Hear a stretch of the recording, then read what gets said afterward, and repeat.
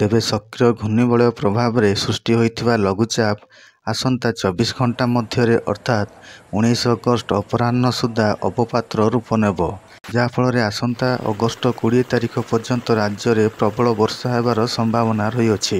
ତେବେ ଆଜି ସନ୍ଧ୍ୟା ସୁଦ୍ଧା 4ଟି ଜିଲ୍ଲାକୁ ଅରେଞ୍ଜ ୱାର୍ଣ୍ଣିଂ ଜାରି କରାଯାଇଥିବା ବେଳେ ଏହିସବୁ ଜିଲ୍ଲାରେ ପ୍ରବଳରୁ ଅତି ପ୍ରବଳ ବର୍ଷା ହେବାକୁ ଥିବା ବେଳେ 12ରୁ 20 ସେଣ୍ଟିମିଟର ପର୍ଯ୍ୟନ୍ତ ବର୍ଷା ହେବାକୁ ଥିବା ବେଳେ ବିଜୁଳି ଘଡ଼ଘଡ଼ି ମାରିବା ସହ 30ରୁ 40 କିଲୋମିଟର ବେଗରେ ପବନ ବହିବାର ସମ୍ଭାବନା ରହିଅଛି।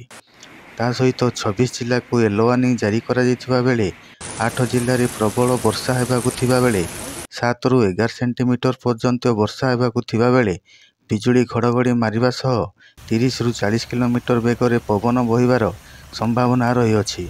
ବାକି 18 ଜିଲ୍ଲାରେ ହାଲୁକାରୁ ମଧ୍ୟମ ଧରଣର ବର୍ଷା ହେବାକୁ ଥିବା ବେଳେ ବିଜୁଳି ଘଡ଼ଘଡ଼ି ମାରିବା ସହ 30ରୁ 40 କିଲୋମିଟର ବେଗରେ ପବନ ବହିବାର ସମ୍ଭାବନା ରହିଅଛି। ତେବେ ଚାଲନ୍ତୁ ଜାଣିବା କେଉଁ ସବୁ ଜିଲ୍ଲାରେ ପ୍ରବଳ ବର୍ଷା ହେବା ସହ ବିଜୁଳି ଘଡ଼ଘଡ଼ି ମାରିବ ଏବଂ ପବନ ବହିବ। ତେବେ ସେସବୁର ସମ୍ପୂର୍ଣ୍ଣ ବିବରଣୀ ଜାଣିବା ପାଇଁ ଆମ ଭିଡ଼ିଓଟିକୁ ଶେଷ ପର୍ଯ୍ୟନ୍ତ ଦେଖନ୍ତୁ। ଯଦି ଆପଣମାନେ ଆମ ଚ୍ୟାନେଲଟିକୁ ସବସ୍କ୍ରାଇବ୍ କରିନାହାନ୍ତି ତେବେ ଆମ ଚ୍ୟାନେଲଟିକୁ ସବସ୍କ୍ରାଇବ୍ କରିଦିଅନ୍ତୁ ଏବଂ ପାଖରେ ଥିବା ବେଲ୍ ଆଇକନ୍ଟିକୁ ଦବାଇ ଦିଅନ୍ତୁ, ଯାହାଫଳରେ ଆପଣମାନେ ଆମ ଚ୍ୟାନେଲର ପାଣିପାଗ ସମ୍ବନ୍ଧୀୟ ସମସ୍ତ ତଥ୍ୟ ସବୁଦିନ ପାଇପାରିବେ। ପଶ୍ଚିମ କେନ୍ଦ୍ରୀୟ ଏବଂ ସଂଲଗ୍ନ ଉତ୍ତର ଆନ୍ଧ୍ରପ୍ରଦେଶ ଏବଂ ଦକ୍ଷିଣ ଓଡ଼ିଶା ଉପକୂଳରେ ବଙ୍ଗୋପସାଗର ଉପର ଘୂର୍ଣ୍ଣିବଳୟ ପ୍ରଭାବରେ 17 ଅଗଷ୍ଟରେ ସେହି ଅଞ୍ଚଳରେ ଏକ ଲଘୁଚାପ କ୍ଷେତ୍ର ସୃଷ୍ଟି ହୋଇଛି। ସମ୍ପୃକ୍ତ ଘୂର୍ଣ୍ଣିବଳୟ ଉଚ୍ଚତା ସହିତ ଦକ୍ଷିଣ ପଶ୍ଚିମ ଆଡ଼କୁ ହାରାହାରି ସମୁଦ୍ର ପତ୍ତନଠାରୁ 9.6 କିଲୋମିଟର ପର୍ଯ୍ୟନ୍ତ ବିସ୍ତାରିତ ହୋଇଅଛି। ଏହା ପଶ୍ଚିମ ଉତ୍ତର ପଶ୍ଚିମ ଆଡ଼କୁ ଗତି କରି ପରବର୍ତ୍ତୀ 24 ଘଣ୍ଟା ମଧ୍ୟରେ ଏକ ଡିପ୍ରେସନରେ କେନ୍ଦ୍ରିତ ହେବାର ସମ୍ଭାବନା ରହିଅଛି ଏବଂ 19 ଅଗଷ୍ଟ 2025 ତାରିଖ ଅପରାହ୍ନରେ ଦକ୍ଷିଣ ଓଡ଼ିଶା ଏବଂ ଉତ୍ତର ଆନ୍ଧ୍ରପ୍ରଦେଶ ଉପକୂଳ ଅତିକ୍ରମ କରିବ। ହାରାହାରି ସମୁଦ୍ର ପତ୍ତନରେ ମୌସୁମୀ ଟ୍ରପ୍ ଏବେ ଜୈସଲମେର, ଉଦୟପୁର, ରତଲାମ, ବିଦର୍ଭ, ପଡ଼ୋଶୀ ଜଗଦଲପୁର ଉପରେ ନିମ୍ନଚାପ କ୍ଷେତ୍ରର କେନ୍ଦ୍ର ଦେଇ ଏବଂ ସେଠାରୁ ପୂର୍ବ ଦକ୍ଷିଣ ପୂର୍ବ ଦିଗରେ ପୂର୍ବ କେନ୍ଦ୍ରୀୟ ବଙ୍ଗୋପସାଗରକୁ ଯାଉଅଛି, ଯାହାଫଳରେ ଆସନ୍ତା 20 ଅଗଷ୍ଟ ପର୍ଯ୍ୟନ୍ତ ରାଜ୍ୟରେ ପ୍ରବଳ ବର୍ଷା ହେବାର ସମ୍ଭାବନା ରହିଅଛି।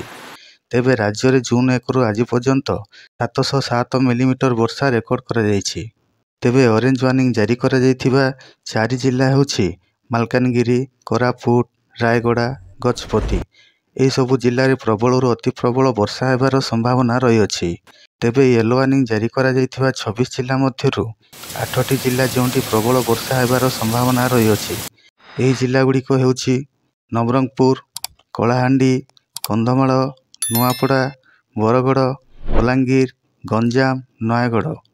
ୟେଲୋ ୱାର୍ଣ୍ଣିଂ ଜାରି କରାଯାଇଥିବା ବାକି 18 ଜିଲ୍ଲା ହେଉଛି ଭଦ୍ରକ, ବାଲେଶ୍ୱର, କେନ୍ଦୁଝର, ମୟୂରଭଞ୍ଜ, କଟକ, ଯାଜପୁର, ବୌଦ୍ଧ, ଖୋର୍ଦ୍ଧା, ପୁରୀ, ଜଗତସିଂହପୁର, କେନ୍ଦ୍ରାପଡ଼ା, ସୋନପୁର, ଝାରସୁଗୁଡ଼ା, ସୁନ୍ଦରଗଡ଼, ସମ୍ବଲପୁର, ଦେଓଗଡ଼, ଅନୁଗୁଳ, ଢେଙ୍କାନାଳ। ଏହିସବୁ ଜିଲ୍ଲାରେ ହାଲୁକାରୁ ମଧ୍ୟମ ଧରଣର ବର୍ଷା ହେବାର ସମ୍ଭାବନା ରହିଅଛି।